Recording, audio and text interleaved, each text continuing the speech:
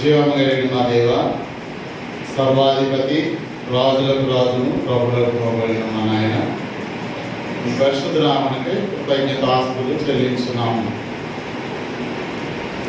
ప్రభు యొక్క పునరుద్ధరణ దినంలో మేము ఆత్మతో సత్యముతో ఆరాధించడానికి మీరు మాకు దయచేసినటువంటి ఈ ఆధిక్యతను బట్టి కృతజ్ఞతలు చెల్లిస్తున్నాము తండ్రి. ఈ ఆరాధన కార్యక్రమం అంతా మీకు మహిమకరంగాను మా అందరికీ ఆశీర్వాదకరంగా జరిగినట్లు మీ నడిపింపును దయచేయండి. గడిచిన వారం అంతా మీ స్వదీయమైన రేఖల చాటును మనం భద్రపరిచినందుకు స్తోత్రాలండి. కార్యక్రమాల్లో మీరే సహాయం నుండి నడిపించండి. ఇంతవరకు కీర్తనలు పాడి మిమ్మల్ని స్తుతించి ఉండగా మరి సమయంలో పరిశుద్ధ గ్రంథంలో నుంచి మీ అమూల్యమైన వాక్యాన్ని ధ్యానించడానికి నాయన మరి మేము హృదయాన్ని సిద్ధపరచుకొని మీ వైపు చూస్తున్నాము. మాకు కావలసిన వాక్యం ద్వారా మీరు మాతో మాట్లాడమైనారు కనుక శ్రద్ధాశక్తులతో విని ఆత్మీయంగా మేలు పొందేటట్టు సహాయం చేయమని వచ్చిన వారందరిని బట్టి ప్రార్థిస్తున్నాం. రాని వారు కూడా త్వరపడి మీ సన్నిధికి వచ్చి మిమ్మల్ని ఆత్మతో సత్యముతో ఆరాధించి మీ యొక్క దీవెనలకు పాత్రలు కావడానికి సహాయం చేయమని మా ప్రభు అయిన యేసుక్రీస్తు నామములో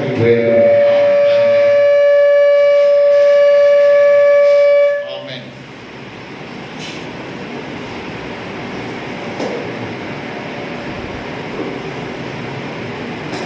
దేవుడు మరొక ప్రభు యొక్క పునరుద్ధరణ దినాన్ని మనకి అనుగ్రహించి ఆయన ఆరాధించడానికి దేవుడు మనకి ఇచ్చినటువంటి అవకాశాన్ని బట్టి దేవునికి నా కృతజ్ఞతలు చెల్లిస్తూ దేవుని ఆరాధించడానికి ఆసక్తితో దేవుని సన్నిధికి వచ్చి మీ అందరికీ వందనాలు తెలియజేస్తున్నాను.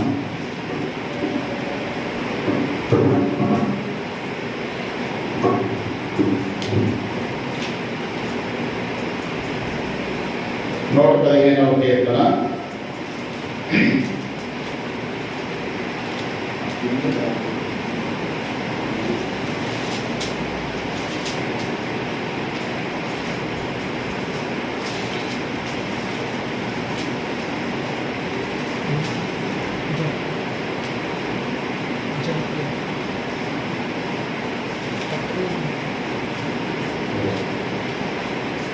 కీర్తనలో 115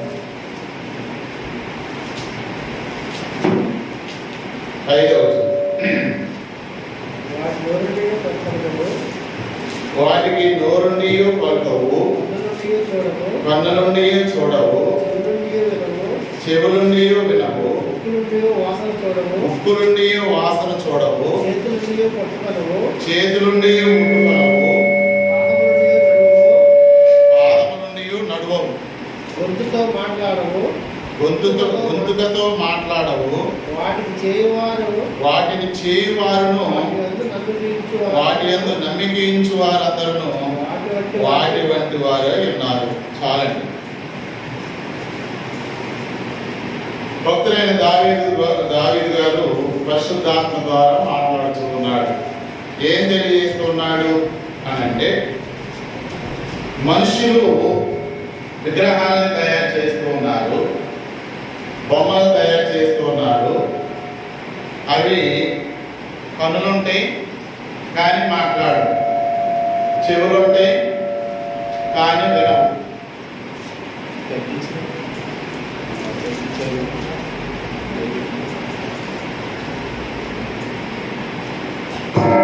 కన్నులుండి చూడవు, చెవులుండి వినవు, ముక్కులుండి వాసన చూడవు, చేతులుండి ముట్టుకొనవు, పాదములుండి నడువు. కానీ యెహోవా అయితే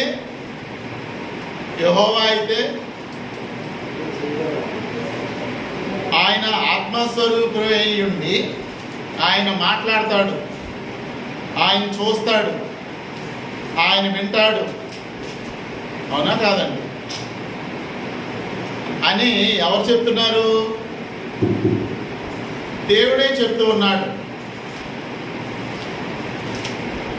పోయిన ఆదివారం మనం ఆలోచించాం ఏమని? యెహోవా చూచుచున్నాడు, చూచేవాడు.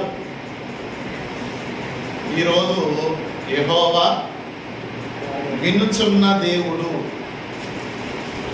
ఈరోజు వినుచున్న దేవుడు అనేది ఆలోచన చేద్దాం. దేవుడు వినుచున్నవాడు. చాలామంది మనం మాట్లాడేది దేవుడు విన్నాడు అనుకుంటారు. కానీ దేవుడు ఏమంటున్నారంటే,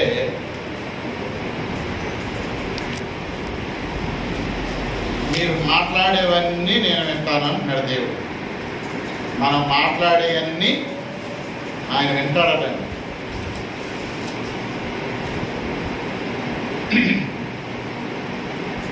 దేవుణ్ణి వెంబడిస్తున్నటువంటి మనము, దేవుణ్ణి ఆరాధిస్తున్నటువంటి మనము, దేవుని సన్నిధానంలో దేవుణ్ణి ఆరాధిస్తున్నటువంటి మనకు ఈ గ్రహింపు ఉండాలండి, ఈ ఆలోచన ఉండాలండి,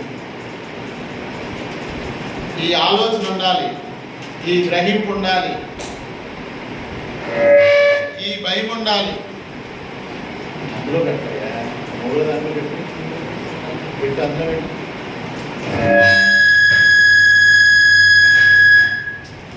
అవతల దాంట్లో పెట్టు.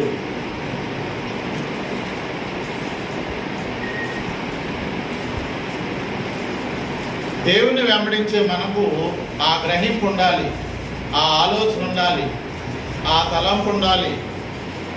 ఆ గ్రహింపుతో దేవుని సన్నిధిలో మనం ఉండాలి. ఆ గ్రహింపుతో దేవునిలో మనం జీవించాలి. ఆ గ్రహింపుతో. ఏ గ్రహింపుతో?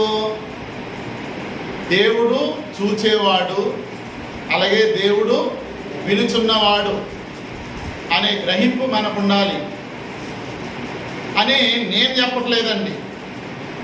దేవుడే చెప్తున్నాడు. నేను వింటాను, నేను చూస్తాను, నేను మాట్లాడతాను అని దేవుడే చెప్తూ ఉన్నారు. ఎలాగో చూద్దాం. మలాకీ గ్రంథము 3వ అధ్యాయం. మలాకీ గ్రంథము 3వ అధ్యాయము 16వ వచనం. అప్పుడు యెహోవా యందు భయభక్తులు గలవారు ఒకరితో ఒకరు మాట్లాడుచుండగా యెహోవా చెవియొగ్గి ఆలకించెను. యెహోవా యందు భయభక్తులు కలిగిన వారట ఒకరితో ఒకరు మాట్లాడుతుంటే ఎవరో చెవియొగ్గి ఆలకించారటండి. యెహోవా చెవియొగ్గి ఆలకిస్తున్నారట. మనం ఏం మాట్లాడుకుంటున్నామో ఆయన వింటున్నాడట. ఒకరితో ఒకరు మాట్లాడుతుంటారు. ఉంటాడండి. ఆ అండర్స్టాండ్ మనకున్నా, ఆ గ్రహింపు ఉండాలని లేఖనాల్లో దేవుడి సంగతులు రాయించారు. ఒకరినొకరు అంటే భార్యాభర్తలు మాట్లాడుకోవచ్చు, అన్నదమ్ములు మాట్లాడుకోవచ్చు, తల్లి బిడ్డలు మాట్లాడుకోవచ్చు, అన్నా చెల్లెలు మాట్లాడుకోవచ్చు, లేదా సహోదరులు సహోదరులు మాట్లాడుకోవచ్చు. ఎవరు మాట్లాడుతున్నా ఎవరు వింటారటండి? యెహోవా వింటున్నాడట. యెహోవా ఆలకించుతున్నాడు. ఆదికాండము 11వ అధ్యాయం. ఆదికాండము 11వ అధ్యాయము.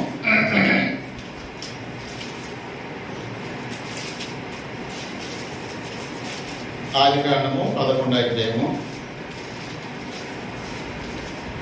ఇది మనకు బాగా తెలిసినటువంటి విషయమే. అక్కడ ఉన్న సందర్భం ఏంటంటే, నోవాహు జలప్రళయం తర్వాత జనాభా విస్తరణ జరుగుతూ ఉంది. అంటే తక్కువ మంది ఉన్నారు. ఎందుకని? జలప్రళయంలో అందరూ నాశనం అయిపోయారు. నోవా కుటుంబం తర్వాత ఇంకా జనాభా విస్తరణ జరుగుతూ ఉండగా భూమి అంతా నిర్మానుష్యంగా ఉంది. అంటే మనుషులు లేరు, జీవరాశులు ఏమి లేవు. సరే, ఈ ఉన్న కొద్ది మంది ఏం చేశారు అని అంటే, వాళ్ళు మాట్లాడుకుంటున్నారటండి. ఏమని మాట్లాడుకుంటున్నారు? 2వ వచనం. వారు తూర్పున ప్రయాణమైపోచుండగా షేనారు దేశమందు ఒక మైదానము వారికి కనబడింది. అక్కడ వారు నివసించి మనం ఇటుకలు చేసి బాగుగా కాల్చుదము రండని ఒకరితో ఒకరు మాట్లాడుకుని. తర్వాత 4 మరియు వారు మనము భూమి యందంతటా చెదిరిపోకుండా ఒక పట్టణమును ఆకాశమునంటూ శిఖరము గల ఒక గోపురమును పట్టుకొని పేరు సంపాదించుకుందాము రండని మాట్లాడుకొనగా. ఆ జనసమూహం అట మనం ఇక్కడ ఇటుకలు కాల్చి ఒక గోపురాన్ని కట్టుకుందాం, ఎక్కడికే వెళ్ళొద్దు, ఇక్కడే మనం ఉందాం. ఆ గోపురం ఎలాంటిదై ఉండాలి? బాగా ఎత్తైనదై ఉండాలి. ప్రపంచంలో ఏడగట్టినంత ఎవరు కట్టలేదు, అంత బ్రహ్మాండమైన గోపురాన్ని వీళ్ళు కట్టారు అని పేరు వచ్చేటట్లుగా కట్టుకుందామని వాళ్ళు ఒకరినొకరు మాట్లాడుకుంటున్నారట. మాట్లాడుకుంటున్నారు. ఆ మాటలట ఎవరైనా ఉంటారు? ఎవరైనారట? యెహోవా విన్నారట. విని 6వ వచనం, అప్పుడు యెహోవా ఇదిగో జనం ఒక్కటే, వారందరికీ భాష ఒకటే, వారు ఈ పని ఆరంభించినారు. ఇటుక మీద వారు చేయదలిచి ఏ పని అయినను చేయకుండా వారికి ఆటంకమేమీ ఉండదు. కనుక మనము దిగిపోయి వారిలో ఒకరి మాట ఒకరికి తెలియకుండా అక్కడ వారి భాషను తారుమారు చేయడం రండని ఎవరు అనుకున్నారు? దేవుడును. ఇంకెవరు అనుకుని ఉంటారు? రండి అన్నాడు కదా.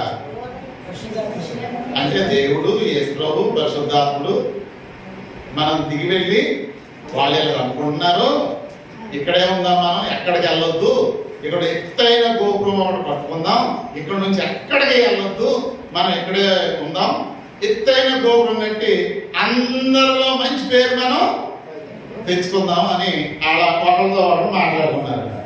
దేవుడు అన్నాడా? వినేం ఏం చేద్దాం అనుకున్నారు ఆయన? అసలు ఇక్కడే ఉండటం ఏంటి? దేవుడి ఉద్దేశం ఏంటి? మనుషులు భూమంతా విస్తరించాలనేది దేవుని యొక్క ఉద్దేశం. కానీ ఏడు ఉద్దేశం ఏంటి? మనం ఎక్కడికి వెళ్ళొద్దు, ఇక్కడే ఉందాం, అందరం ఒకే చోట బ్రతుకుదాం, ఒకే చోట పని చేసుకుందాం, ఒకే చోట తిందాం అని ఆ ఉద్దేశం. దేవుడు ఏమో భూమి అంతటా మనుషులు విస్తరించాలని. అప్పుడు ఏం చేశాడంటే వీళ్ళ మాటలు విని వీళ్ళ భాష ఒకరికొకరికి అర్థం కాకుండా చేస్తే అప్పుడు ఎవరికాలు ఏమైపోయారు? వేరైపోయారు. అంటే వాళ్ళు మాట్లాడుకుంటున్న మాటలు దేవుడు ఆలకిస్తున్నాడా? వింటున్నాడా? వింటున్నాడు.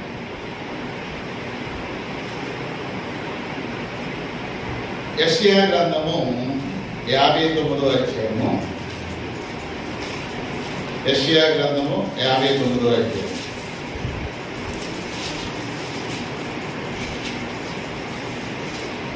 ఒకటి 2 వచనం. రక్షింప నేరకయుండునట్లు యెహోవా హస్తము కొరచకాలేదు, విననేరకయుండునట్లు ఆయన చెవులు మందముగా లేవు. అంటే దేవుడికి వినపడవు అనుకోవడానికి ఆయన చెవులు ఏమైనా మందమున్నాయా? అంటే దాని అర్థం ఏంటి? ఆయన వింటాడనా వింటారా? వింటారు అని.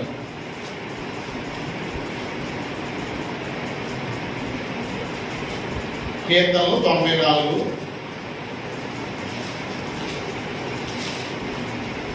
94 9 చెవులను కలుగజేసిన వాడు వినకుండునా?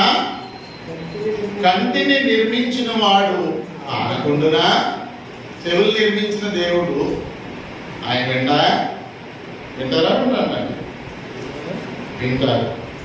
కనుక ఈ విధంగా దేవుడు వింటారు అనే వచనాలు ఇంకా చాలా ఉన్నాయి. మీరు ధైర్యం చదివినప్పుడు అవి గుర్తుపెట్టుకోండి. దేవుడు, యెహోవా దేవుడు వినేవాడు. ఎలాంటి వాడండి? వినుచున్నవాడు. మనం మాట్లాడే మాటలు ఆయన వింటాడు. భూమి మీద ఉన్న మనుషులు మాట్లాడే మాటలు ఆయన వింటాడు. సరే, ఏమేమి వింటాడు? అసలు ఆయన ఏమేమి వింటాడో కొన్ని మనం ఆలోచించారు. అంటే చాలా వింటాడు ఆయన.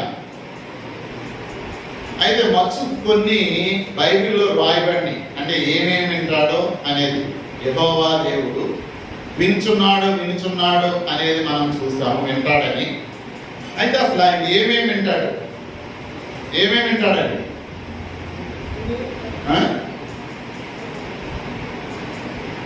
ఏమేమి వింటాడు ఆయన? మత్తయి సువార్త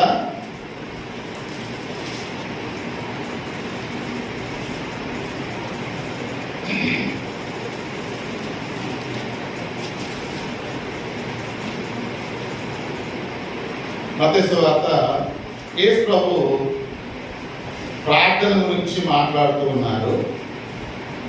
ప్రార్థన గురించి మాట్లాడుతూ 6వ వచనంలో 7వ వచనంలో మనం చూసినట్లయితే, నీవు ప్రార్థన చేయనప్పుడు నీ గదిలోనికి వెళ్ళి తలుపు వేసి రహస్యమందున్న నీ తండ్రికి ప్రార్థన చేయము. అప్పుడు రహస్యమందు చూచు నీ తండ్రి నీకు ప్రతిఫలం ఇచ్చును. మరియు మీరు ప్రార్థన చేయనప్పుడు అన్యజనుల వలె వ్యర్థమైన మాటలు వచింపవద్దు. విస్తరించి మాటలాడుట వలన తమ మనవి వినబడనని వారు తలంచుచున్నారు. మీరు వారి వలె ఉండకుడి అని యేసు ప్రభు అక్కడ మాట్లాడుతూ ఉన్నాడు. అక్కడ ఉన్నటువంటి జనసమూహంతో కావచ్చు, శిష్యులతో కావచ్చు.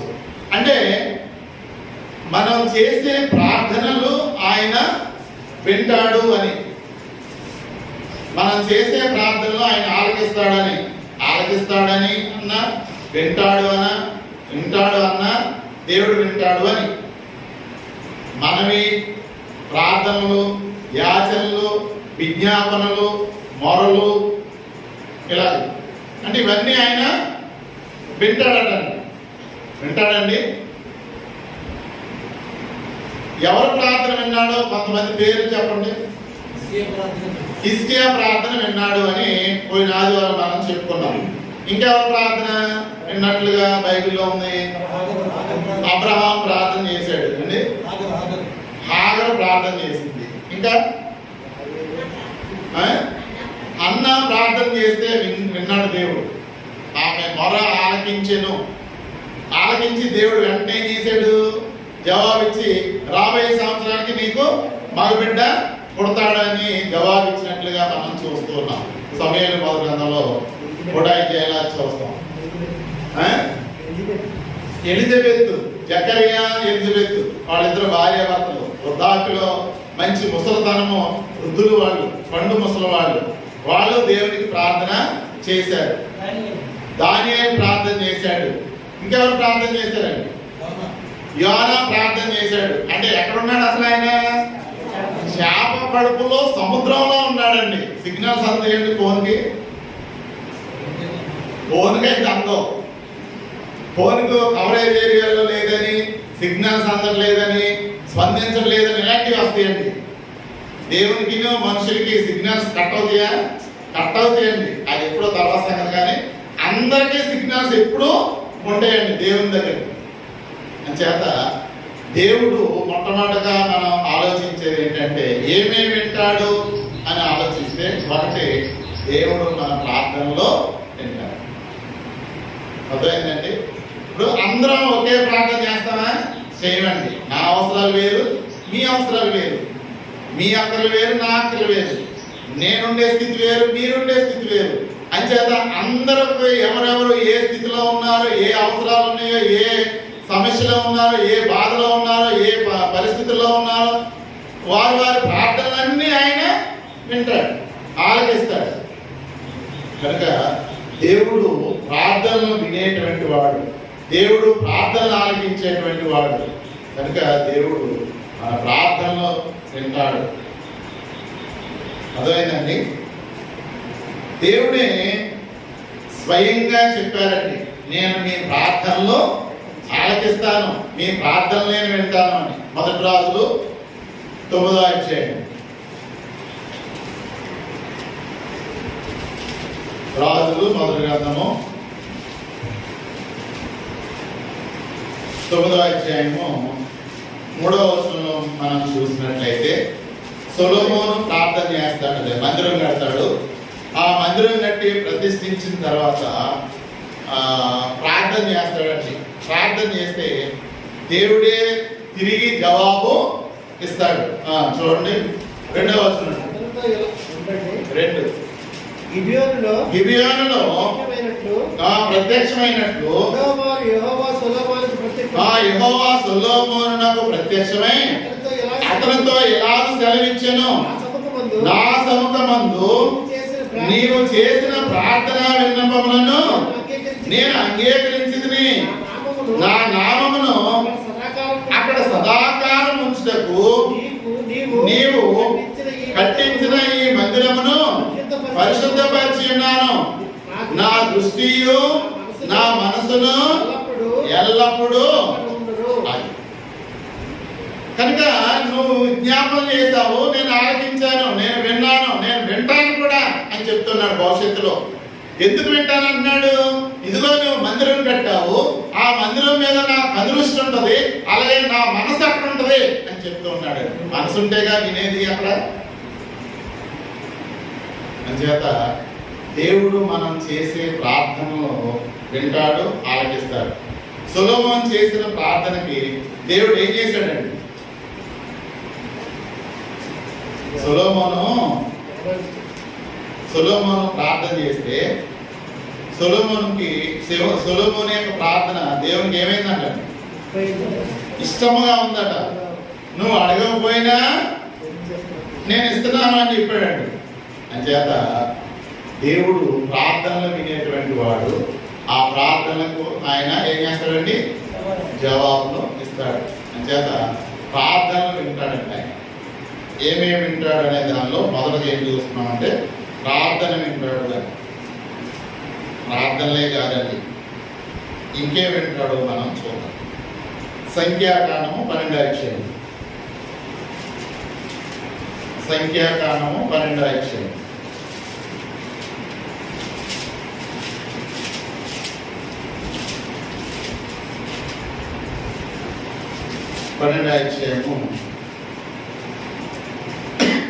మొదటి వస్తున్నాడు. మోషే కూషు దేశం స్త్రీని పెళ్లి చేసుకుని ఉండెను. కనుక అతను పెళ్లి చేసుకున్న ఆ స్త్రీని బట్టి మిరియాము అహరోనులు అతనికి విరోధముగా మాట్లాడిరి. మోషే ఒక స్త్రీని పెళ్లి చేసుకున్నాడండి. ఎవరు చేసుకున్నాడండి పెళ్లి? కూషు దేశపు స్త్రీని పెళ్లి చేసుకున్నాడు. అహరోను మిరియాము అంటే ఎవరు? మోషే మిరియాము అక్క, అహరోనేమో మోషే అన్న. అంటే మోషే కంటే వీళ్ళిద్దరూ పెద్దవాళ్ళు. సరే, అదేంటయ్యా మోషే తమ్ముడు, నువ్వు కూషు దేశపు స్త్రీని పెళ్లి చేసుకున్నావేంటి, నువ్వు ఆ స్త్రీని పెళ్లి చేసుకుంటావేంటి అని మాట్లాడి ఆ తర్వాత ఇంకేమో మాట్లాడారట. తర్వాత వారు మోషే చేత, వారు అంటే మిరియాము అహరోను, మోషే చేత మాత్రమే యెహోవా పలికించిన ఆయన మా చేతను పలికింపలేదా అని చెప్పుకొనగా యెహోవా ఆ మాట వినెను.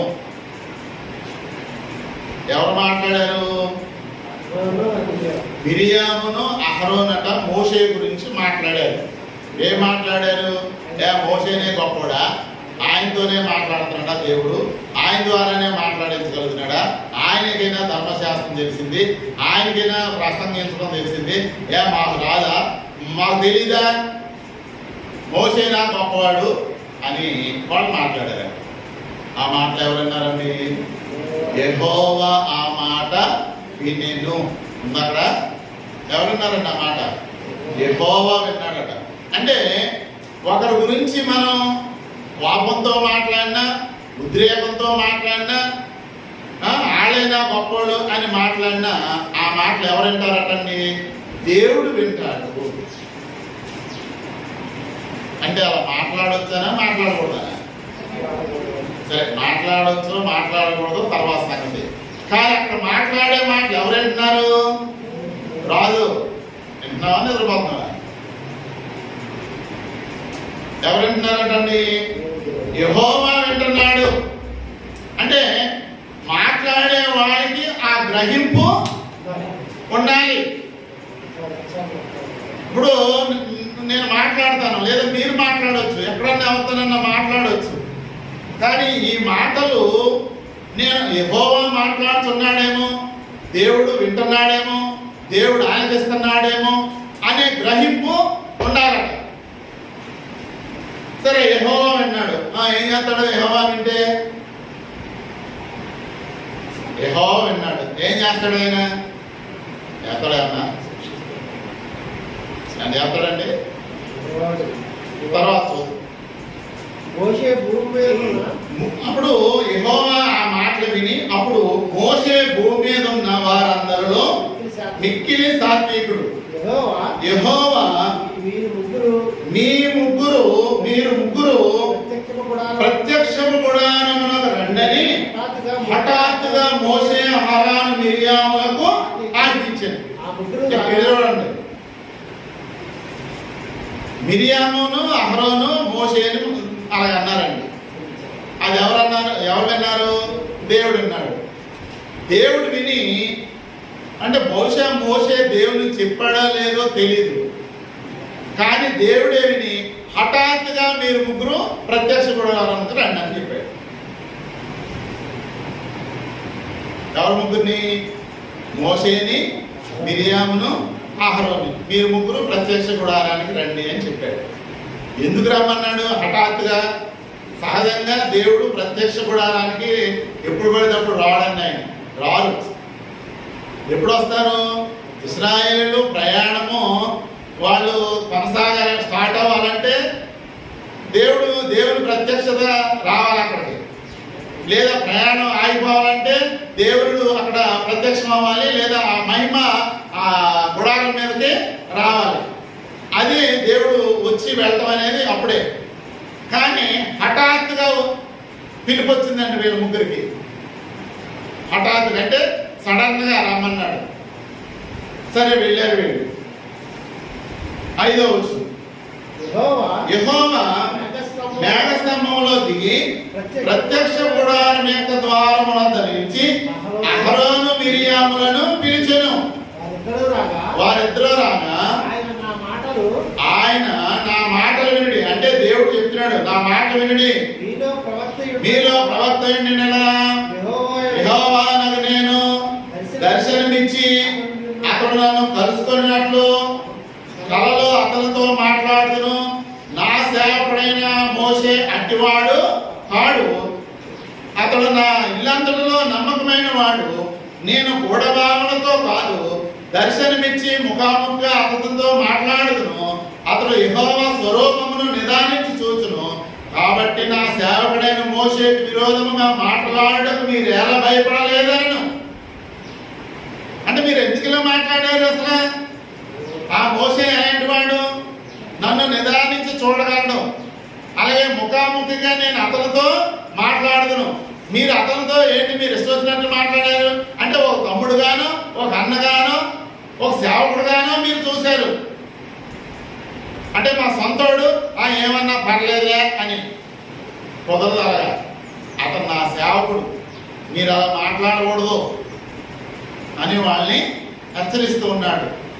అంతటితో వదిలిపెట్టలేదండి. మిరియాముకి కుష్ఠరోగం వచ్చేటట్లు చేశాడు. అంటే మనుషులుగా మనం మాట్లాడే మాటలు ఎవరు వింటారనమాట? దేవుడు వింటాడు అనేది మనం ఆలోచించాలి, గ్రహించాలి. 14వ అధ్యాయము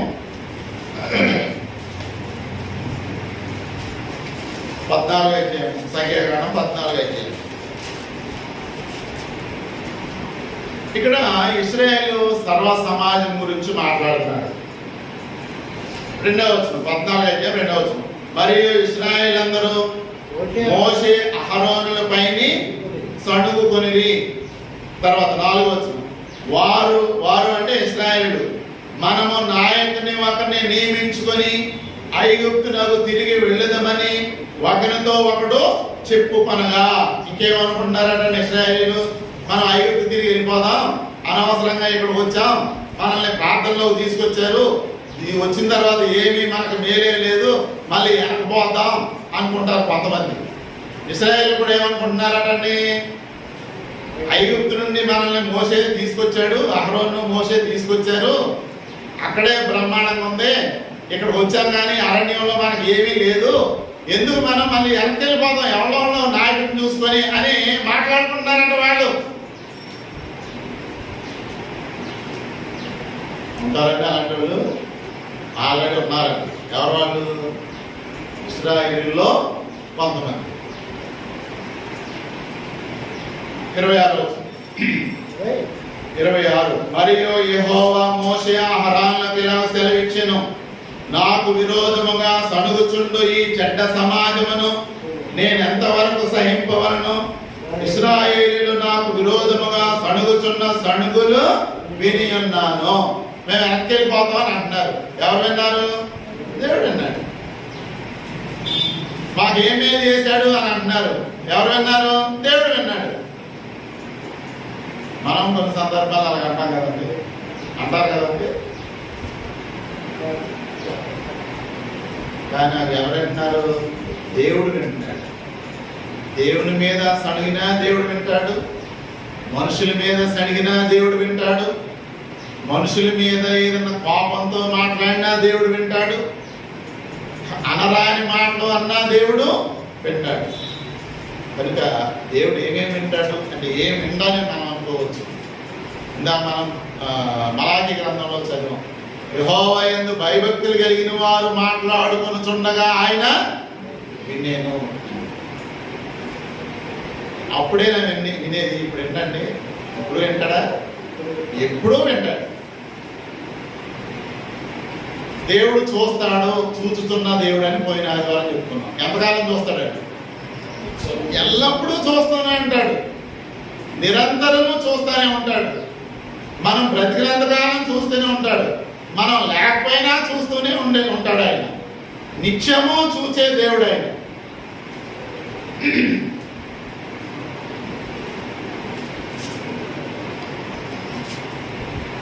మార్క్స్ వార్త 14 అధ్యాయం. మార్క్స్ వార్త 14 అధ్యాయం.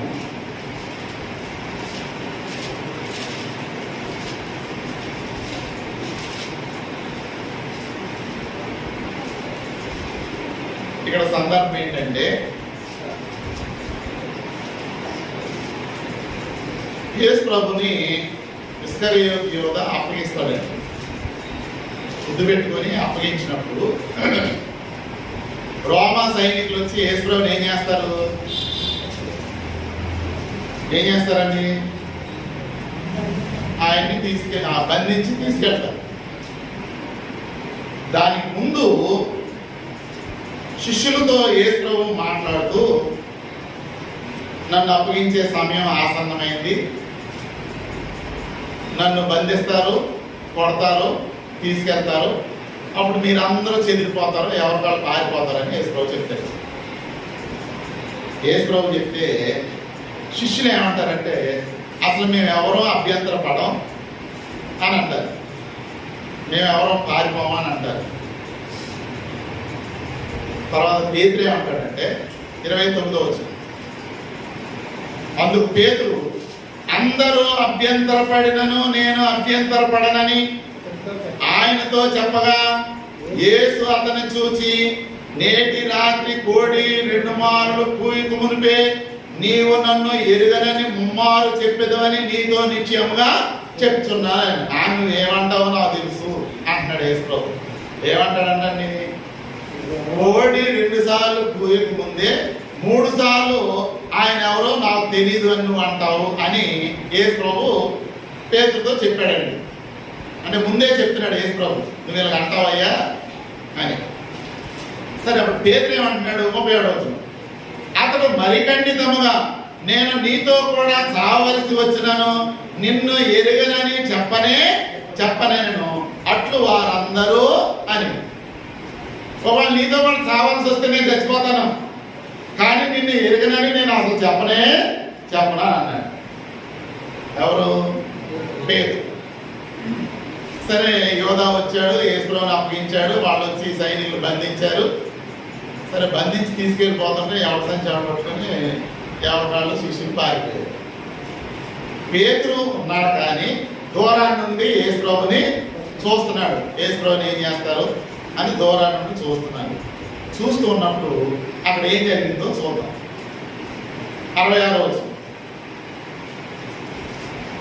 పేతురు ముంగిటి క్రింద భాగంలో ఉండగా ప్రధాన యాజకుని పనికెత్తల్లో ఒకటి వచ్చి పేతురు చలికాచుకొనుచుండుట చూచెను. అతనిని నిదానించి చూచి, నీవును నజరేయుడగు ఆ యేసుతో కూడా ఉండినవాడు కావా అని. అందుకతడు అంటే పేతురు, ఆయన ఎవడో నేను ఎరుగను, నువ్వు చెప్పేది నాకు బోధపడలేదని చెప్పి నడవలోనికి వెళ్ళను. అంతటా కోడి కూసేది. అక్కడ ఏమన్నాడు యేసు ప్రభుతో? అసలు నీతో చనిపోవాల్సి వచ్చినా నేను చనిపోతాను. సరే, అసలు డైరెక్ట్ గా జరిగే సిచ్యువేషన్ లో ఏమంటున్నాడు? ఆయన ఎవరో నాకు తెలియదు అని అంటాడు. తర్వాత 69వ వచనం, ఆ పనికెత్తే అతన్ని చూసి వీడు వారిలో ఒకటిని దగ్గర నిలిచిన వారితో మరలా చెప్పసాగింది. అతడు మరలా నేను కాని కొంతసేపు అయిన తరువాత దగ్గర నిలిచిన వారు మరలా పేతురును చూసి, నిజముగా నీవు వారిలో ఒకడు, నీవు గలియవు కదా అని.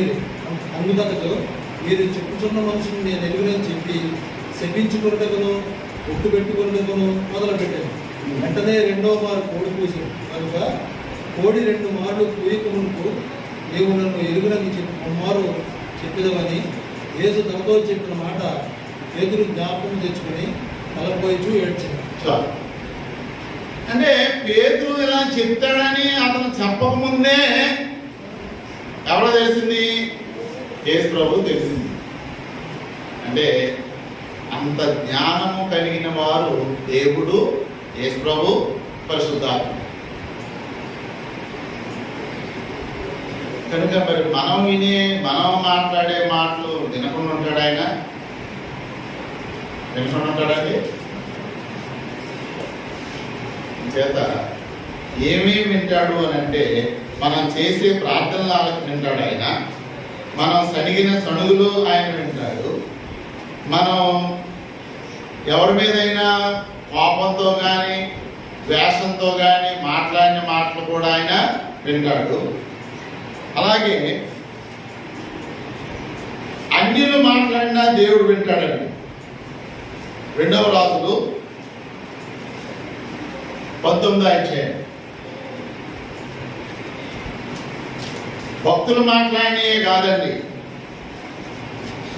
అన్యులు మాట్లాడినా వింటాడు. 2వ రాజులు 19వ అధ్యాయము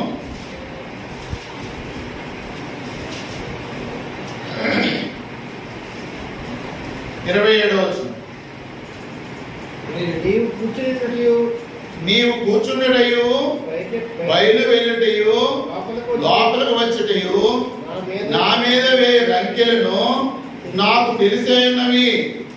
నా మీద నీవు వేయి రంకెలను నీవు చేసిన కలహమును నా చెవులలో చొచ్చెను గనుక నా గాలమును నీ ముక్కునకు తగిలించెదను, నా కళ్ళెము నీ నోటిలో పెట్టి నిన్ను మళ్ళించెదను, నీవు వచ్చిన మార్గముననే నిన్ను మళ్ళించెదను అంటున్నాడు. అంటే దేవుడు జవాబు చెప్తున్నాడండి. ఎవరికంటే అష్షూరు రాజు అయినటువంటి సెనహరీబు హిజ్కియా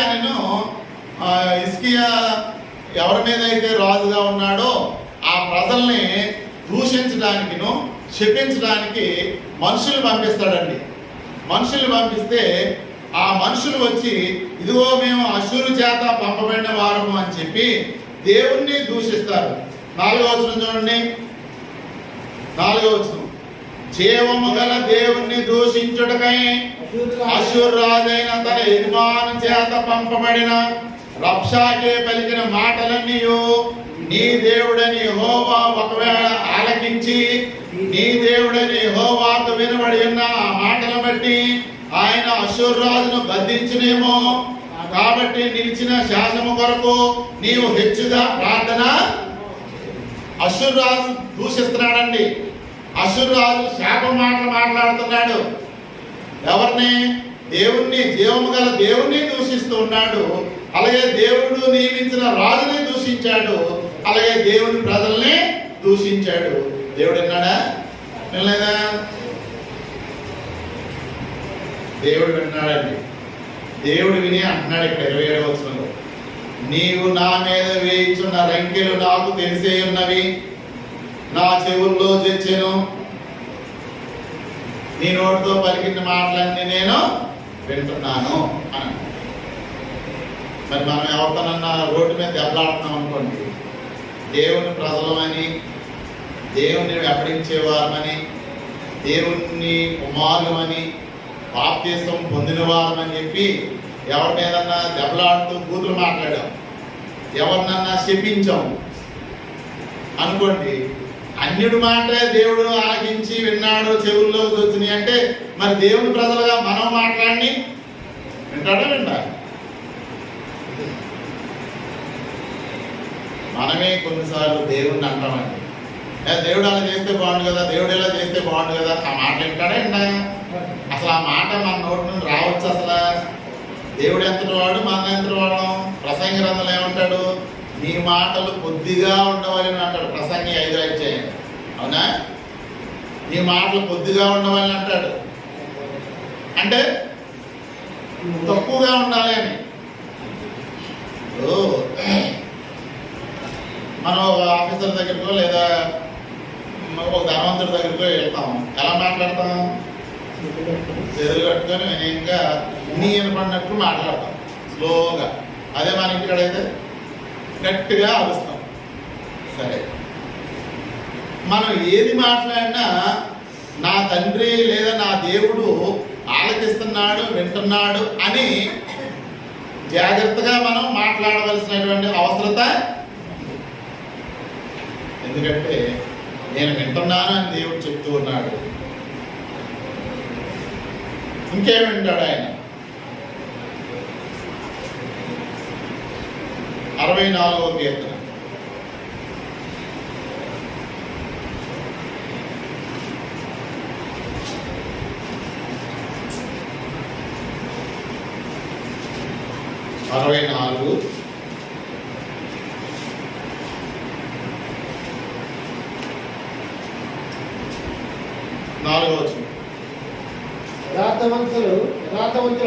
యథార్థవంతులను పుట్టవలెనని చాటైన స్థలములో చేదు మాటలను బాణములుగా సంధించుదురు.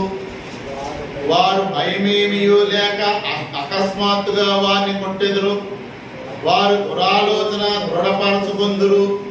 చాటుగా ఉరులనొట్టుటకు యోచించుకొందురు. మనలను ఎవరు చూచెదరని చెప్పుకొందురు. చాటుగా ఉండి మాట్లాడతారట, చాటుగా ఉండి కొట్టాలని ఆలోచిస్తారట. ఇవన్నీ వింటాడా? వింటండి ఆయన. మనల్ని ఎవరు చూస్తున్నారు అని చెప్పుకుంటారట. అంటే ఇలాంటివి చాలా ఉంటాయి. కనుక మనం చాటుగా మాట్లాడినా, రహస్యంగా మాట్లాడినా, ఫోన్లో మాట్లాడినా, ఎవరో లేరని మాట్లాడుకున్నా ఎవరంటారండి? అందుకని ఏమంటారండి? గోడల చెవులు ఉన్నాయి చేస్తా అంటారు. గోడల చెవులు ఉన్నాయి అంటే ఎవరున్నారని అక్కడ? దేవుడు ఉన్నాడు, దేవుడు వింటున్నాడు అని మనం సిద్ధిగా తీసుకుంటాం. కానీ అంటే మన నోటికి విశ్వాసులుగా మన నోటికి బూతులు రాకూడదు అసలు. కానీ ఈజీగా అన్యులకు వచ్చినట్లుగా మాటలు మనమే మాట్లాడేస్తాం. వింటాడా వింటాడు? దేవుడు వింటారా వింటారండి? మరి ఆ గ్రహింపు ఉందా మనకి? ఆ ఆలోచన ఉందా మనకి? ఆ ఉద్దేశంతో మాట్లాడతాం ఎక్కడన్నా మనం? కొంతమంది ఇక్కడ విని అక్కడికి వెళ్ళి చెప్తారండి చాడీ. ఆ చాడీ చెప్పే వారి మాటలు కూడా ఎవరు వింటారు? దేవుడు వింటాడండి. చెప్పొచ్చారుగా. అంటే ఇవన్నీ దేవుడు వింటాడు అనే సంగతి మనం గ్రహించాలి. గ్రహించాలి. ఆ గ్రహించకుండా అందుకే దేవుడు ఈ మాటలని అందులో బైబిల్ గ్రంథాలు ఎందుకు రాయించాడండి? మనం చదువుతున్నాం, ఓహో ఇలా మాట్లాడితే దేవుడు వింటాడని ఇక్కడ ఉంది అని చెప్పి అప్పుడు మనం ఏం చేయాలి? నేను ఇలా మాట్లాడకూడదు,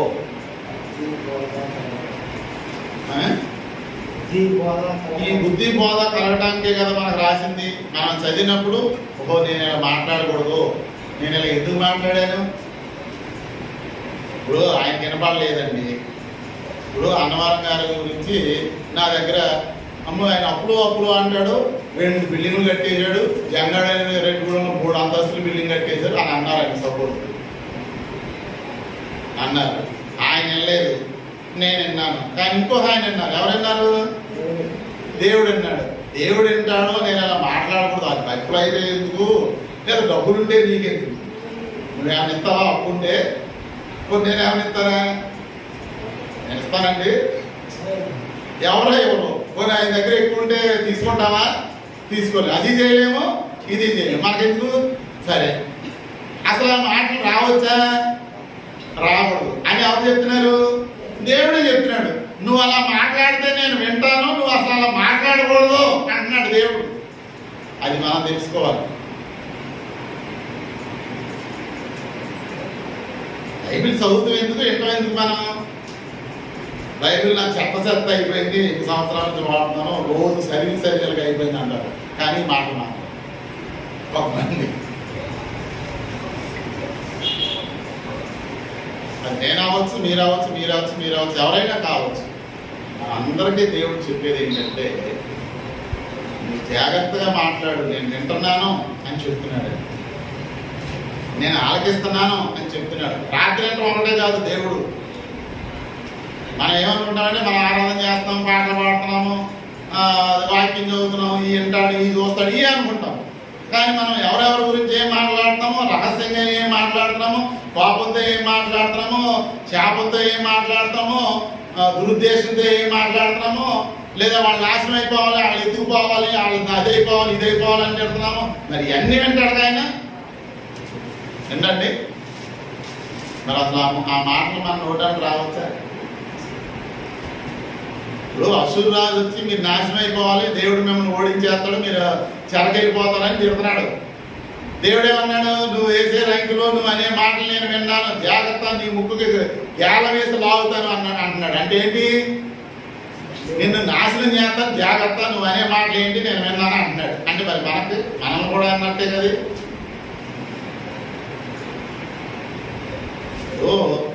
మనల్ని ఎవరన్నా చెప్పించారు అనుకుందాం, సపోర్ట్, లేదా నాశనం అవ్వాలి అన్నారు, అయిపోతామండి. అలా అన్నారని మనకు తెలిసేవాడికి మనకు ఇన్విటేషన్ ఇచ్చారు, వస్తా రాదని, వస్తే మనం కూడా అనేస్తాం. వాళ్ళు తెలియక అన్నారు, జ్ఞానం కలిగిన మనం ఏం చేయాలి? సరే ఇలాగ అంటున్నారు, నన్ను అపార్థం చేసుకుని వాళ్ళ కోసం మనం హిజ్కియా ప్రజలందరికీ ఏం చెప్తున్నాడు? అష్షూరు వచ్చి ఇలా మాట్లాడుతున్నాడు, జీవం గల దేవుణ్ణి దూషిస్తున్నాడు, రాజుగా నన్ను కూడా దూషిస్తున్నాడు, మీరందరూ హెచ్చుగా ప్రార్థన చేయండి దేవునికి అని అన్నాడు. అంతే తప్ప సైన్యం రండి, సైన్యం లేరా? హిజ్కియాకి 3 సైన్యం ఉన్నారు, సైన్యం తీసుకొని మనం వెళ్దాం, అష్షూరు పంపించిన మనుషుల మీదకి వాళ్ళని మనం చంపేద్దాం అని వెళ్ళారంటే వెళ్ళలేదండి. కానీ ఏం చేయమన్నాడు హిజ్కియా? హెచ్చుగా ప్రార్థన చేయండి అని అన్నాడు. సరే ప్రార్థన చేశారు. జవాబు ఇచ్చింది ఎవరు? దేవుడే ఇచ్చాడు. దేవుడే ఇచ్చాడు. అంతే మనం కూడా రియాక్ట్ అయిపోతే, అందుకే నేను ఏమంటున్నాడంటే, నేను వింటున్నాను ఇంకా దాకండి అని చెప్తున్నాడు అనమాట. మిమ్మల్ని దూషించినా వింటాడు, నన్ను దూషించినా వింటాడు, అందరినీ ఎవరు దూషించినా వింటాడు దేవుడు. అంచేత దేవుడు మన మాటలు వింటూ ఉన్నాడు. అందుకని మన మాటలు కొద్దిగా ఉండాలని చెప్తూ ఉన్నాడు.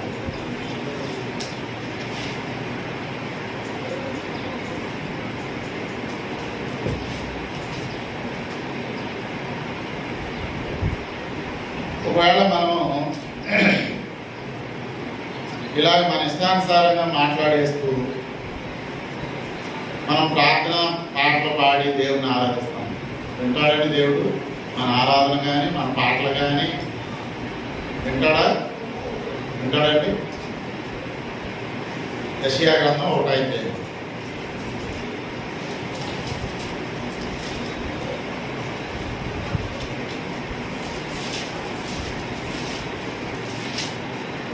యెషయా గ్రంథము 1 15 మీరు మీ చేతులు చాపుకున్నప్పుడు మిమ్మల్ని చూడక నా కన్నులు కప్పుకొందును. మీరు బహుగా ప్రార్థన చేసినను నేను నేను వినను. మీ చేతుల రక్తంలో అంటే మనం చెడ్డ మాటలు మాట్లాడేస్తున్నాం, దూషిస్తున్నాం, అన్యాయంగా మాట్లాడుతున్నాం, బూతులు మాట్లాడుతున్నాం, దుష్క్రియలు చేస్తున్నాం, దేవునికి ఇష్టమైన కార్యాలు మనం చేస్తున్నాం. ఇవన్నీ చేసి దేవునికి ప్రార్థన చేస్తాం. దేవుడు వింటాడండి? మన ప్రార్థన వింటాడా? వింటాడు. అంటే ఇవన్నీ ఆయన తెలిసినాయి కనుక మనం ప్రార్థన చేస్తే ఆయన వినడు. మరి ఇందాక మనం 59లో యెషయా 59లో ఏం చదువుకున్నాం? విననేరకై ఉండినట్లు ఆయన చెవులు మందమ కాలేదు అని అంటే మరి మందంగా లేవుగా, ఎందుకు విన్నంటున్నాడు ఇక్కడ? మీరు దుష్క్రియలు చేస్తున్నారు, అన్యాయం చేస్తున్నారు, చెడ్డ క్రియలు చేస్తూ ఉన్నారు, చెడ్డ పనులు మీరు చేస్తున్నారు. నేను చెప్పిన ఆజ్ఞల ప్రకారంగా కానీ నా బోధ ప్రకారం కానీ మీరు నడుచుకోవట్లేదు. అలా నడుచుకోకుండా నాకు ప్రార్థన చేస్తే నేను వినను. అంటే వింటాను అని కొన్ని చెప్తున్నాడు, ఇదిగో ఇవి నేను వినను అని చెప్తున్నాడు.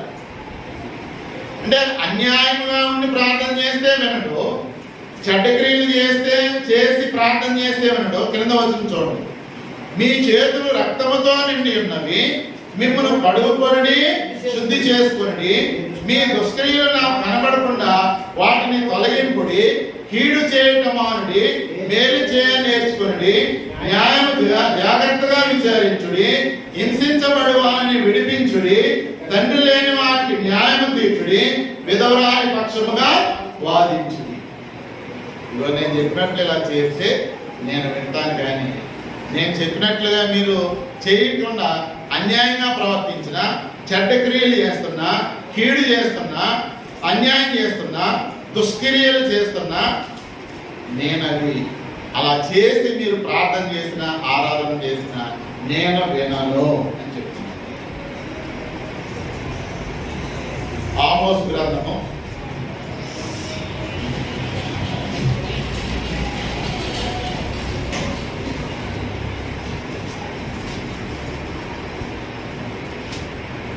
5వ అధ్యాయం 757 పేజీ నెంబరు 5వ అధ్యాయము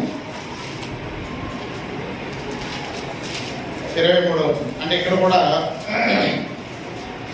ఇశ్రాయేలు గురించి మాట్లాడుతూ ఇశ్రాయేలీలు ఏం చేస్తున్నారు, ఏ దుర్మార్గ క్రియలు చేస్తున్నారో, అన్యాయ క్రియలు చేస్తున్నారో చెప్తున్నాడు పైన.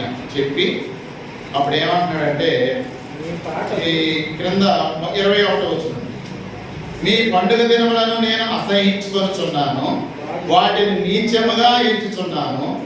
మీ వ్రత దినములలో కలుగు వాసనను నేను ఆగ్రానింపనలను, నాకు దహన బలులను నైవేద్యములను మీరు అర్పించినను నేను వాటిని అంగీకరింపను.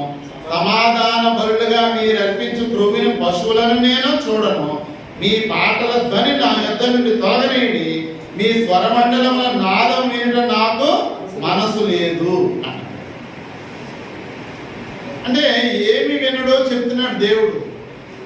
ఇదిగో మీరు అన్యాయం చేస్తున్నారు, మోసం చేస్తున్నారు, అక్రమం చేస్తున్నారు, బుద్ధులాడుకుంటున్నారు, చెడ్డ మాటలు చేస్తున్నారు, అన్యాయం చేస్తున్నారు, పేదవారికి అన్యాయం చేస్తున్నారు, దరిద్రుల్ని దోచుకుంటున్నారు. ఇలాంటి అసహ్యమైన కార్యాలన్నీ చేసి నాకు బలు అర్పిస్తున్నారు, నైవేద్యాలు అర్పిస్తున్నారు. అసలు నేను వాటిని స్వీకరించను, వాటి వాసన నేను చూడటం, నేను ఆగ్రహించను. అలా చేస్తూ మీరు స్వరమండలాలతోనూ, తాళాలతోనూ, నాదాలతోనూ నాకు కీర్తన పాడితే నేను వింటానా? నేను వినను.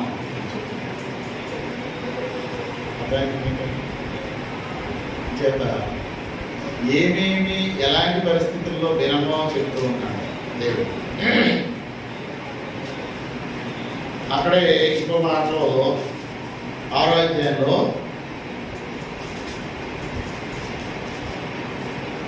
5వ వచనం, స్వరమండలంతో కలిసి పిచ్చి పాటలు పాడుచు దావీదు వల్లనే వాయించుచు వాయిద్యమును కల్పించుకొందురు. పిచ్చి పాటలు పాడుతున్నారు మీరు అంటున్నాడు దేవుడు. ఏం పాటలు అంటండి? ఆ పాడే మంచిదే, కానీ పిచ్చి పాటలు అంటాడు. ఎందుకని? దరిద్రులను దోసుకుంటున్నారు, మోసం చేస్తున్నారు, అన్యాయం చేస్తున్నారు, అక్రమాలు చేస్తున్నారు, బల్లర్పించి పాటలు పాడుతున్నారు, తాళాలతోనూ తొందరతోనూ. నాకు అసలు నేను వినను అంటాడు.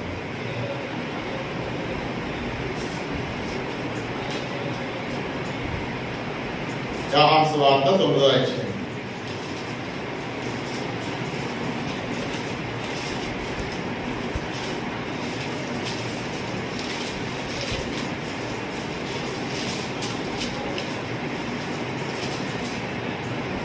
ప్రార్థన వింటాడు అని మనం మొదట్లో అంటే ఏమేమి వింటాడు అనే దానిలో చూసాం. ప్రార్థన వింటాడు. కానీ ఇక్కడ 9వ అధ్యాయము, యోహాను సువార్త 9వ అధ్యాయము 37వ వచనం చూడండి. దేవుడు పాపుల మనవి ఆలకింపడని ఎరుగుతుంది. ఎవడైనా దేవభక్తుడై ఉండి ఆయన చిత్తము చొప్పున జరిగించిన ఆయన వాని మనవి ఆలకించును. దేవభక్తుడై ఉండి ప్రార్థన చేయాలట. భక్తుడై ఉండి ప్రార్థన చేయాలి. భక్తుడంటే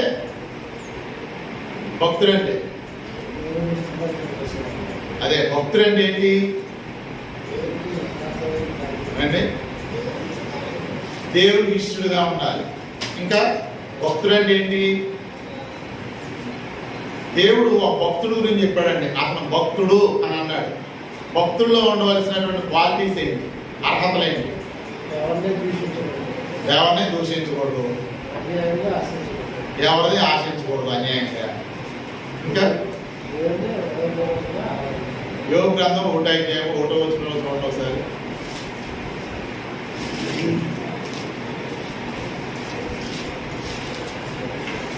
యోగ గురించి దేవుడు ఏం చెప్పాడు అక్కడ? యథార్థవంతుడును న్యాయవంతుడును చెడుతనమును విసర్జించిన వాడు. దేవుడంటే భయం ఉండాలి, భక్తి ఉండాలి. అది భక్తుడు అంటే. చెడుతనాన్ని విసర్జించాలి, యథార్థవంతులై ఉండాలి, న్యాయవంతులై ఉండాలి. దేవుడంటే భయం ఉండాలి, భక్తి ఉండాలి. మరి దేవుడంటే భయం ఉన్నవాడు ఎలా మాట్లాడతారు?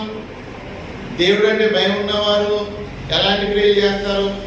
దేవుడంటే భయం ఉన్నవారు ఎక్కడెలా మాట్లాడాలో అక్కడెలా మాట్లాడతారు. ఎవరి గురించి మాట్లాడాలో వారి గురించే మాట్లాడతారు. ఎక్కువ మాట్లాడకుండా జాగ్రత్త పడతారు. అంచేత ఎవరు మనం వింటారట? భక్తుల మనవి వింటాడు. ఇప్పుడు భక్తుడంటే చెడుతనం విసర్జించాలి, న్యాయవంతులై ఉండాలి, యథార్థవంతులై ఉండాలి. దేవుడంటే భయం ఉండాలి. మన పూర్వ కాలంలో ఉన్న భక్తులు ఆ భయంతో దేవుణ్ణి వెంబడించారండి. ఆ భయంతో దేవుని సన్నిధికి వెళ్ళారండి. ఆ భయంతో దేవుణ్ణి ఆరాధించారు. ఆ భయంతో దేవునికి బలులర్పించారు. అందుకనే దేవుడు వారిని విశ్వాసులు అన్నాడు. నేనంటే భయపడేవారు అన్నాడు దేవుడు. వారిని కూర్చి వారి దేవుడినని చెప్పుకోవడానికి నేను సిగ్గుపడను అని చెప్పాడు. ఎబ్రీ పత్రికలో 11వ అధ్యాయంలో మాట ఉంటుంది. వారిని గురించి సిగ్గుపడట, వారి దేవుడిని అనిపించుకున్నట్టు ఆయన సిగ్గుపడడు అనే మాట. అటువంటి వారి ప్రార్థన ఉంటాడట, ఆలకిస్తాడట. అంచేత ఇప్పుడు మనం ఏం చేయాలి? ఓహో, దేవుడు వింటాడు కనుక, దేవుడు వింటున్నాడు కనుక నేను ఎలా మాట్లాడుతున్నానో, ఎక్కడ మాట్లాడుతున్నానో, ఏం మాట్లాడుతున్నానో, ఎవరితో మాట్లాడుతున్నానో, పుస్తకాలాడుతున్నానో, లేదా చదువుతున్నానో, గొడుగుతున్నానో, ఇవన్నీ ఆయన ఆలకిస్తాడు, వింటాడట. కనుక ఇంతవరకు నేను అలా ఉన్నాను కానీ సడిగేలాగా, గొడిగేలాగా, దూషించేలాగా, లేదా అలా మాట్లాడి ఇలా మాట్లాడి అలా ఉన్నాను కానీ మరి అలా మాట్లాడితే నేను భక్తిహీనుడిని అవుతాను, భక్తుడు కాదనమాట. మరి భక్తిహీనుల ప్రార్థన లేదా పాపుల ప్రార్థన ఇలా ఆలకించినప్పుడు నేను భక్తుడిగా తయారవ్వాలి, భక్తుడిగా ప్రిపేర్ అవ్వాలి, భక్తుడిగా సిద్ధపడాలి నేను. అప్పుడే నా మనవి ఆయన ఆలకిస్తాడు అనేది మనం గ్రహించాలి. అందుకనే దేవుడు పరిశుద్ధాత్మ ద్వారా యాకోబు పత్రికలో ఒక మాట తెలియజేశాడు. యాకోబు పత్రిక 3వ అధ్యాయం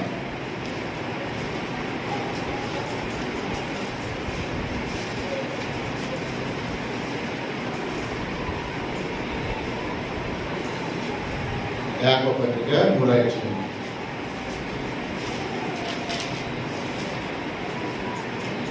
3వ వచనం. గుర్రములు మనకు లోబడుటకై నోటికి కళ్యము పెట్టి వాటి శరీరం అంతయు తృప్తము కదా. గుర్రములు మన స్వాధీనం ఉండటానికి ఆ గుర్రాన్ని నడిపే వ్యక్తి ఏం చేస్తాడండి? దాని నోటికి కళ్యం పెడతాడండి. ఆ కళ్యం అతని చేతిలో పెట్టుకొని అప్పుడు దాని మీద ఎక్కి దాన్ని నడుపుతాడు అనమాట. అంటే అప్పుడు ఎటు వెళ్ళాలో దీన్ని లాగుతూ ఉంటే అటు వెళ్ళొద్దు అనమాట.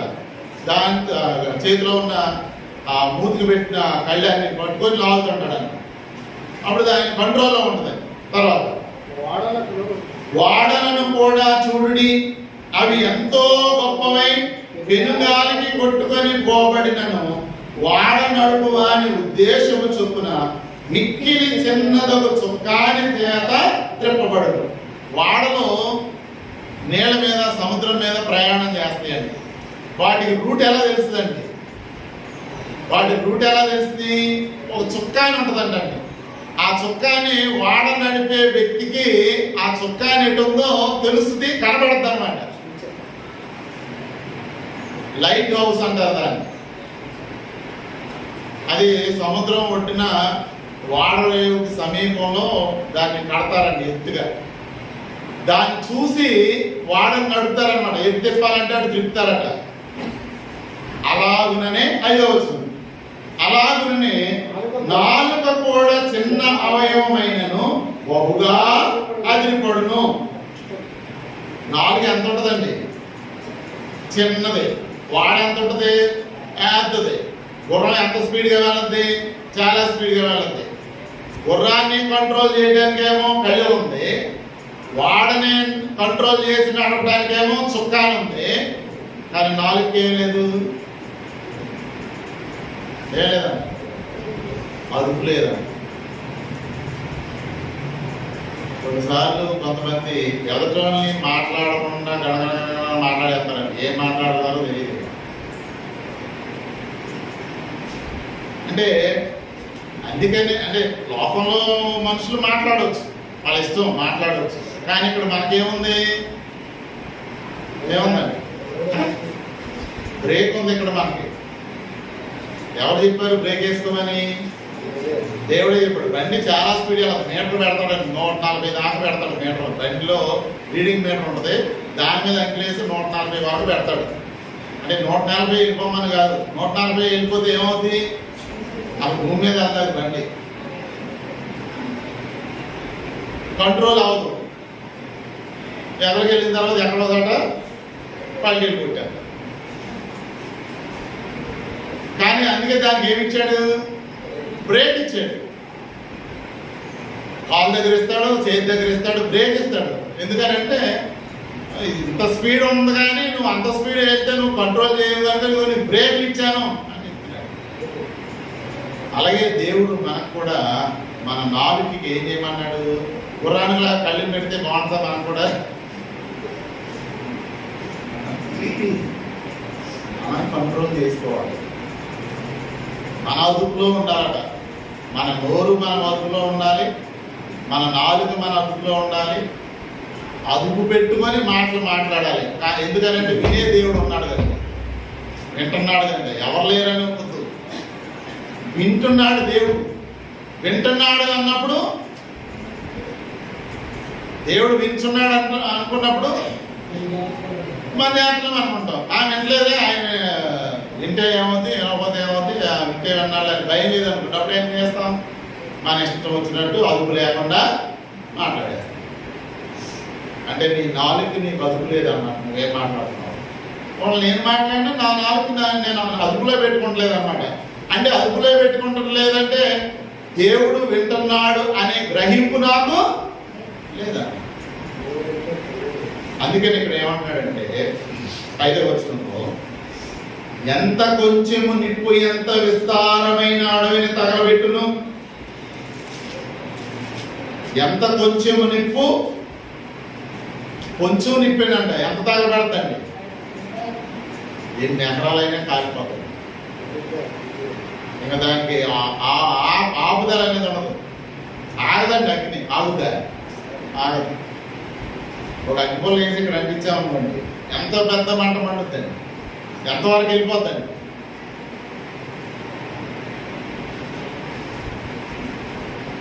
నాలుక అగ్ని.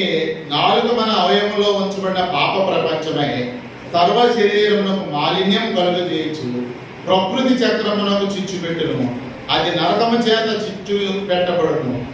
మృగ, పక్షి, సర్ప, జలచరములలో ప్రతి జాతియు నరజాతి చేత సాధు కాదాలును, సాధు ఆయను. కానీ ఏ నరుడును నాలుకను సాధు చేయ నేరడు.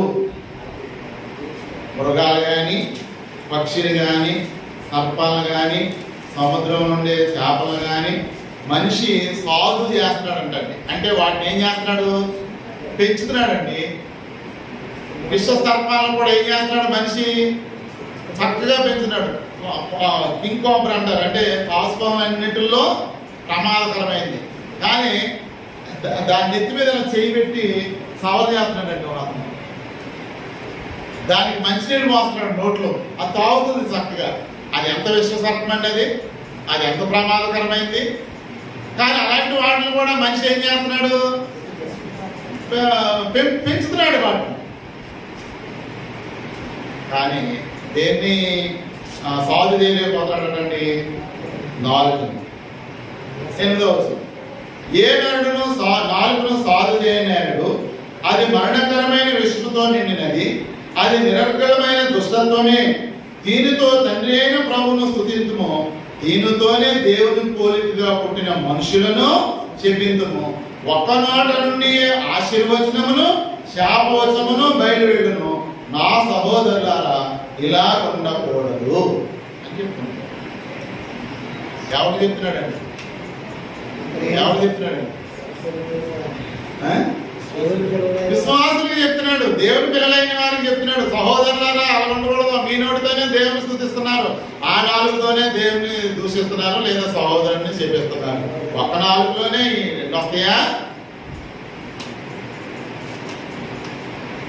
సహోదరులారా, అలా ఉండకూడదని ఎంత సాఫ్ట్గా చెప్తున్నాడండి, ఎంత మృదువుగా చెప్తున్నాడండి.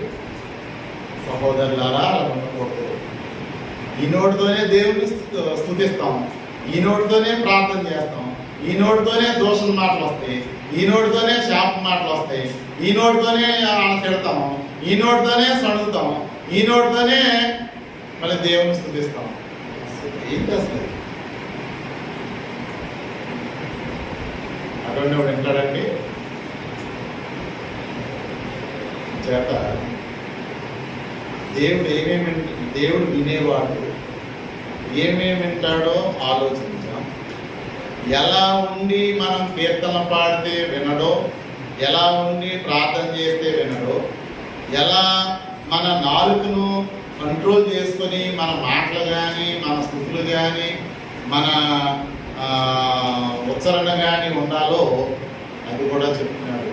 అలా ఉన్నప్పుడే దేవుడు మన ఆరాధన కానీ, మన స్థుతులు కానీ, మన పాటలు కానీ, మన ప్రార్థన కానీ ఆలకిస్తాడు అనే సంగతిని గ్రహించాలి, ఆలోచించాలి. అలా గ్రహించి ఆ భయంతో, ఆ ఆలోచనతో దేవుని పిల్లలుగా మనం ముందుకు వెళ్ళడానికి ప్రయత్నించాలి. అంతే తప్ప దేవుడు ఏమన్నాడు, దేవుడు ఏమీ చూడడం అనుకుంటా ఉంటే ఇంకా అన్యులకి మనకు తేడా ఏముంది, లోకస్తులకి మనకు తేడా ఏముంది?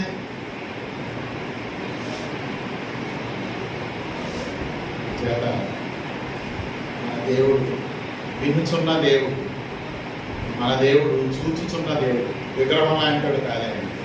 విగ్రహం కళ్ళు ఉంటాయి కానీ చూడవు, చెవులు ఉంటాయి కానీ వినవు, కాళ్ళు ఉంటాయి కానీ నడవలేదు. కానీ యెహోవా చూచేవాడు, వినేవాడు. వచ్చేవారు మరొక విషయాన్ని ఆలోచించారు. ఆసక్తిగా వాక్యం తెలియజేస్తుంది. దేవుడు వినివాడని గ్రహించి జాగ్రత్తగా మాట్లాడదాం. మన 4 నదుల్లో పెట్టి అదుపులో పెట్టుకుందాం. దేవుడు మన ప్రార్థన కానీ, మనం పాడే కీర్తనలు కానీ అంగీకరించేటట్లుగా మన నోటితో స్తుతించుదాం, ఆశీర్వచనాలు పొందుదాం. దేవుడు ఆనందిస్తాడు, సంతోషిస్తాడు, దీవిస్తాడు.